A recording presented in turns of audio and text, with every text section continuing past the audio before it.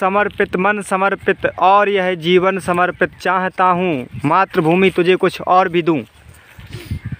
ऐसे कर्मयोगी आज हम इनसे मिलते हैं जिन्होंने अपने अथक परिश्रम से, कठिन साधना से 400 से अधिक पौधों को वृक्ष बना दिया है। इतना सुंदर अद्भुत दृश्य है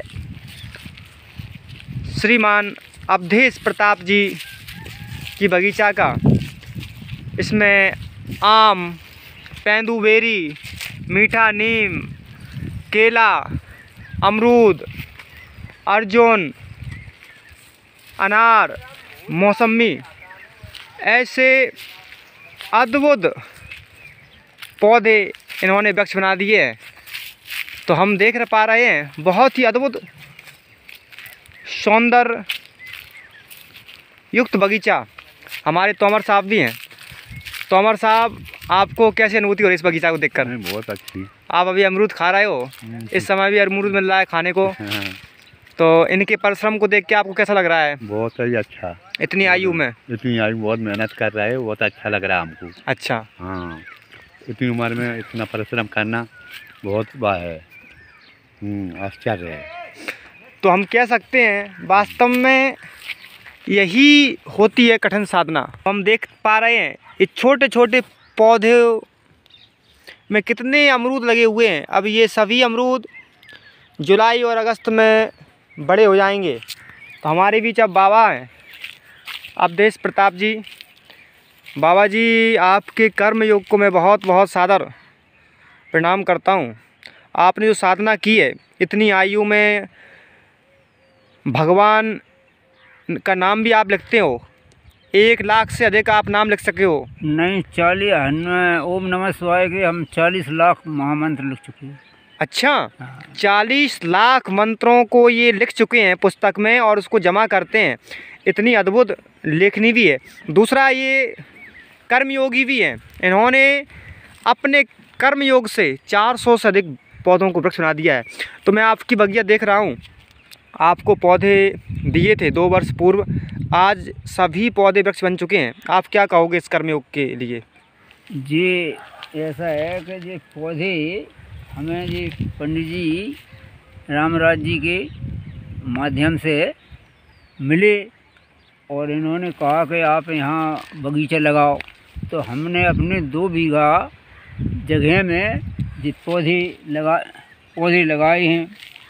और इन पौधों हम कहते हैं वैसे ये बड़े कर्मशील हैं और इन्होंने ऐसे पौधे लाहौर ब्लॉक में, रोन ब्लॉक में, जाने कितनी जगह ये लगवा चुके हैं। नहीं बाबा जी, कह रहे हैं आप जो बगीचा में लगाए हैं ना आपने, इस बगीचा की जो अनुभूति है, आपने जिस प्रकार से पानी डाला, गांव में जो नाली का पानी आता है उसमें से आपने पानी डाला और इतने पौधे बना दिए, इसके पीछे आप क्या कहोगे?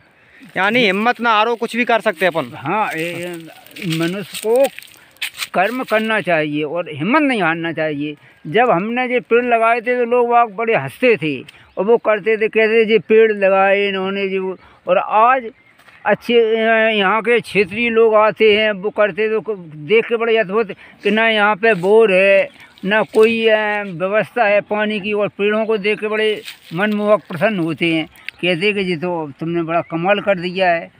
तो सब मतलब, और इनसे क्या है कि मन भी हमारा इनमें लगा रहता है। आप स्वामी विवेकानंद के पद चिन्हों पर चलते हो। हाँ, आपने महाराणा प्रताप को भी पढ़ा है, छत्रपति शिवाजी को भी पढ़ा है। हाँ, तो आप एक साधना पूर्वक जीवन जी रहे हो। हाँ, जो हमें यह है कि कर्म, आदमी को कर्म करते रहना चाहिए और कर्म का ही मतलब हम यहाँ इस बगिया में बरसीन भी कर लेते हैं। हम देख पा रहे हैं बीच बीच में इन्होंने कितनी सुंदर बरसीन है, यानी गाय माता के लिए इन्होंने बरसीन भी बो रखी है। हरा चारा है, हरा घास, दूबा है, सब कुछ है। बहुत ही सुंदर, अद्भुत। जितनी प्रशंसा की जाए इनके पुरुषार्थ की कम है।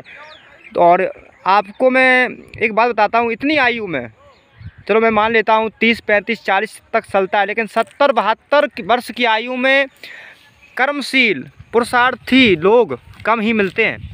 तो ऐसे लोग जब पुरुषार्थ कर सकते हैं तो हम युवाओं से आग्रह करेंगे, जिनके पास पानी का साधन है, बोरिंग है, कुआं है, ट्यूबवेल है, वो भी बगीचा लगाएं। हाँ, आप क्या कहोगे?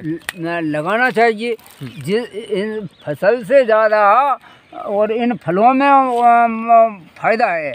अब हमारे यहाँ 40-40 किलो नींबू और 50-50 किलो अमरूद और का नाम सब्जी अन्य चीज़, लेकिन हम ये बिजनेस के रूप में नहीं है, लेकिन इसमें बिजनेस भी की जा सकती है। हम तो ये परोपकार की दृष्टि से और उससे लगाया है कि लोग बाग आते हैं वो हैं तो कोई अमरूद खाने वाले अमरूद खाओ, नींबू लेने वाले नींबू लो, बेर खाने वाले बेर खाएं। हम तो परोपकार की दृष्टि से लगाए, क्यों कि पेड़ वैसे भी कहा है कि सरवर फल नहीं खाते, सरवर पिए न पान, कहा रहीम पर काज है संपत संचय सुजान। तो हम तो ये परोपकार की दृष्टि से हरा भरा है, लोग बाग आते हैं यहाँ हर्षित होते हैं। आपके लिए एक सौभाग्य का विषय ये है, आपके पुरखे महारानी लक्ष्मीबाई के साथ उनका सहयोग करने गए थे ग्वालियर तक। आपका इतिहास ये है वैभवशाली। हाँ हाँ, हमारे पुरखों ने भी 1857 की लड़ाई में और महारानी लक्ष्मीबाई का साथ दिया था। हमारे परबाबा थे और हमारे क्या नाम था उनका? उनका नाम गणपत सिंह जी था। अच्छा। हाँ, और हमारे पिताजी भी कांग्रेस के वरिष्ठ कार्यकर्ता रहे, वो रहे, और उन्हीं की देन है। इस 2 बीघा जगह लोग वहाँ हंसते थे, वो करते कि इसमें इतनी सरसों होती वो होती। अब लोग वहाँ आते हैं, कहते हैं कि बड़ा अच्छा लगता है हमें। अच्छा। बड़ा मनोरंजन है। इसमें पक्षी जाने कितने प्रकार के तो हम पक्षी यहाँ देखते हैं, यहाँ पक्षी फल खाते हैं। तो बाबा जी, हम देख रहे हैं सौंदर्य कितना सुंदर लग रहा है आपके यहाँ, इतनी सुगंधित वायु है, मन नहीं होता जाने का जब भी हम आते हैं। तो आप क्या कहोगे लोगों से कि वो पौधे लगाएं? इन सबके पास साधन होते हैं, अधिकांश लोगों के पास साधन है। वो अमरूद का बाग लगा सकते हैं, आम का लगा सकते हैं, नींबू का लगा सकते हैं, कटार का लगा सकते हैं, पपीता लगा सकते हैं, किन्नू लगा सकते हैं, मौसमी लगा सकते हैं। क्या युवा ये कर लें तो उन्हें 4 या 5 लाख रुपए सालाना नहीं मिलेंगे क्या? वैसे नवयुवकों को जो काम हमने किया है, जो आजकल के जो नए लड़के हैं, नए युवकों को ये काम करना चाहिए, क्योंकि बाहर जो वो नौकरी करते हैं तो 4,000 10,000 रुपये उन्हें मिल सकते हैं, लेकिन इसमें तो लाखों रुपए पैदा नवयुवक कर सकते हैं। हाँ, और नवयुवकों को ये काम करना चाहिए। और नवयुवक अगर ये काम करें तो नौकरी से शायद है इसमें बहुत विशेष लाभ होगा उन्हें। और कुछ कहना चाहोगे?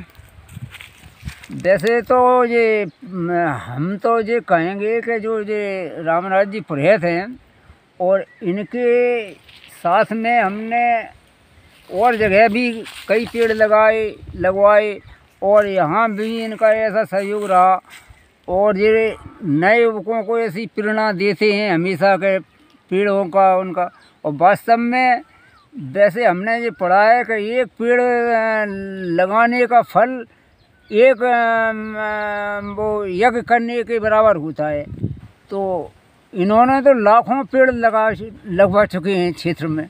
तो हम देख पा रहे हैं इस प्रकार से सैकड़ों पौधे वृक्ष बन चुके हैं। तो मैं आप लोगों से, युवाओं से विशेषकर यही आग्रह करूंगा, यदि आप रोज़गार चाहते हो घर पर ही, तो आप अपने 1 बीघा 2 बीघा भूमि में इस प्रकार के पौधे, अमरूद है, तेंदुबेरी है, इसमें बहुत अच्छा बेर लगा था, अब पूरे पककर चू चुके हैं, कुछ लोगों ने खा भी लिए हैं। तो ये तेंदुबेरी बहुत शानदार बेर आते हैं। तो ये सुंदर बगीचा है, 2 बीघा खेत में इन्होंने लगाया है हमारे अवधेश प्रताप जी बाबा ने।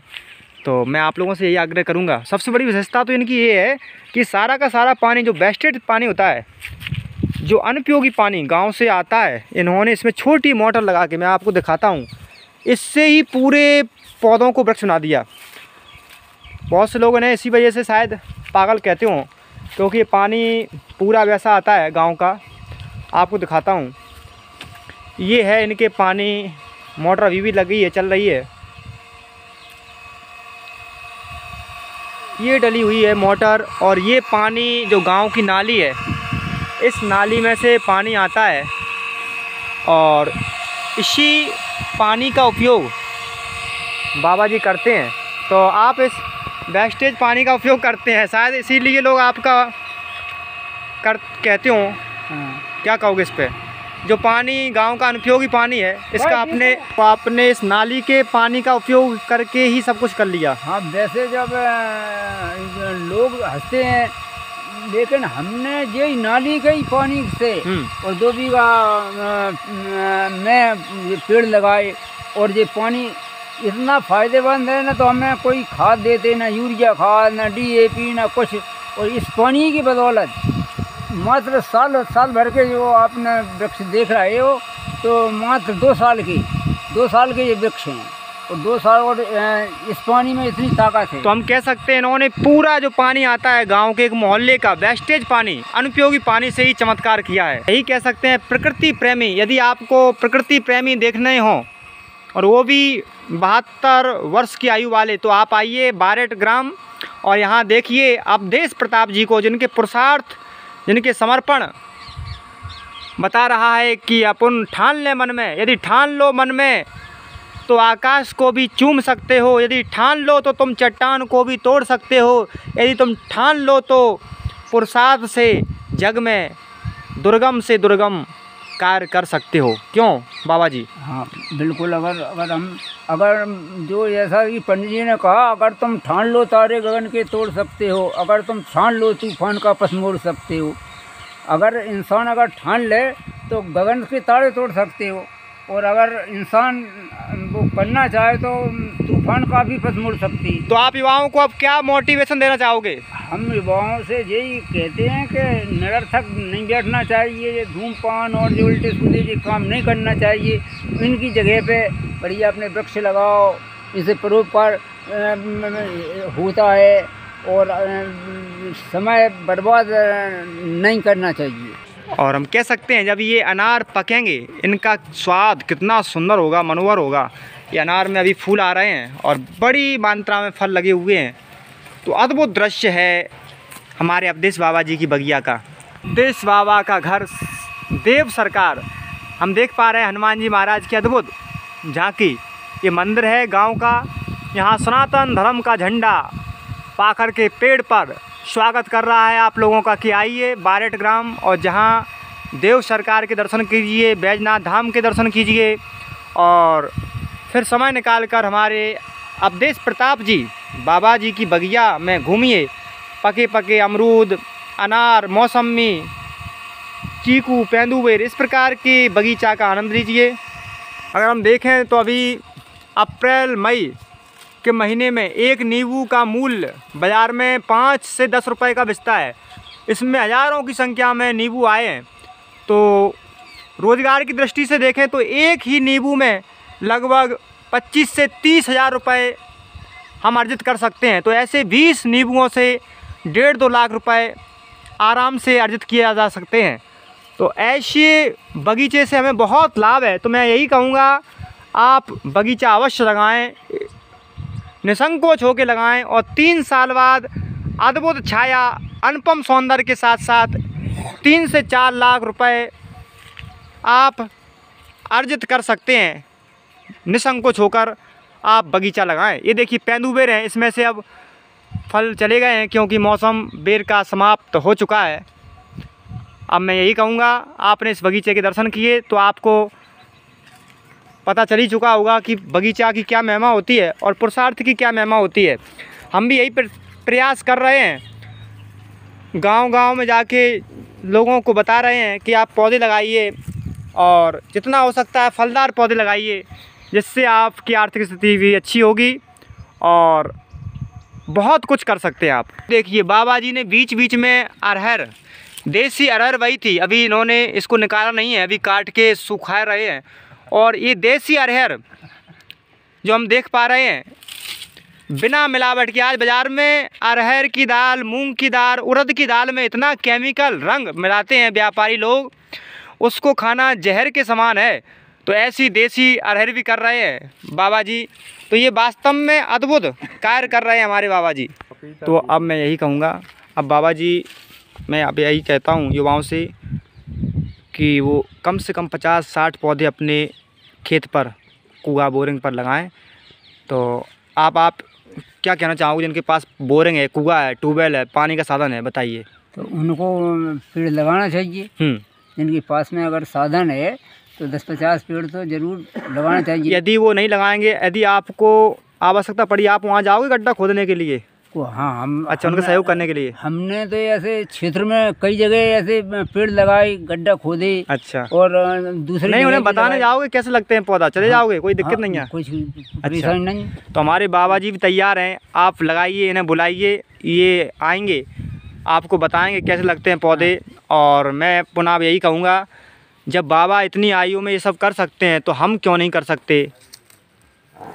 चलो, और बीच में पर्याप्त जगह बचती है, इसमें आप मिर्ची, भटा, टमाटर के पौधे लगा कर ये देसी जैविक खाद से निर्मित सब्जियों को खा सकते हैं, बीमारियों से बच सकते हैं। क्यों बाबा? हाँ। आपने बीच बीच में मिर्ची, भटा, टमाटर भी वो रखे हैं पौधे। तो मैं अब यही कहना चाहता हूँ कि आप भी परिश्रम करें और अनावश्यक ना बैठें, और ये ना कहें कि गांव में कुछ होता नहीं है। गांव में सब कुछ हो सकता है यदि आप पुरुषार्थ करेंगे, तो आपके परिश्रम से गांव में कुछ भी संभव है। ये देखिए, कुछ एक आध बेरी में बचे हैं पेंदू बेर। बहुत ही अद्भुत दृश्य, झांकी, मीठे मीठे बेर इस बेरी में अभी भी लगे हुए हैं। ये बता रहे हैं कि पुरुषार्थ प्रबल है, एक बार आप पौधे लगा कर तो देखो, मैं फल ना दूं तो आप मुझसे कहना। तो यही है पुरुषार्थ प्रबल का परिणाम। अमर साहब, आज आपने देखा, आप मन से बताइए, आपको यहाँ कितना आनंद आया? बहुत हमको आनंद आ रहा है, यहाँ से जाने का मन ही नहीं होता देखकर। बहुत अच्छा, ये बाबा जी ने बहुत अच्छा बगीचा लगाया। बहुत, और बाबा जी की आयु 72 वर्ष की, इतनी आयु में ये काम किया है। 72 साल की उम्र में इनने बहुत करके दिखाया काम को। और अभी तो नए युवक हैं तो वही घूमते फिरते हैं, इनने इस उम्र में कमाल कर दिया। तो नए युवाओं को क्या करना चाहिए? नए युवाओं को परिश्रम करके ऐसा करके दिखाना चाहिए जिससे उनकी वो बढ़ेगी आमदनी। तो मैं यही कहता हूँ, नए युवा भी आगे आएँ और करें पुरुषार्थ प्रबल। बस यही कहना था। पर्यावरण है तो हम हैं, पर्यावरण नहीं है तो हमारा जीवन नहीं बचेगा, ये निश्चित है। कोरोना काल में हम सब देख चुके हैं। जय पर्यावरण, जय श्री राम, भारत माता की जय, वंदे मातरम, जय जय प्रकृति, जय जय भारत।